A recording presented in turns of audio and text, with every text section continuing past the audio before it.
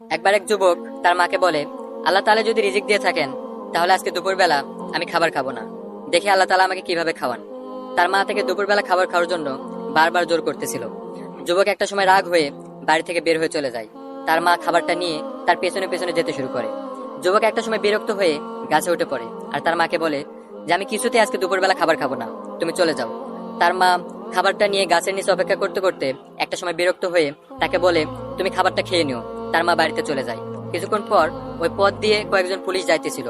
যাওয়ার সময় দেখে গাছের নিচে গরম গরম খাবার রাখা। পুলিশরা ভাবলো খাবারটা আমরা খেয়ে নিই। তখন একজন পুলিশ বলল যে এমনও তো হতে পারে যে ডাকাতরা খাবারের মধ্যে বিষ মিশিয়ে এখানে রাখছে ডাকাতি করার জন্য।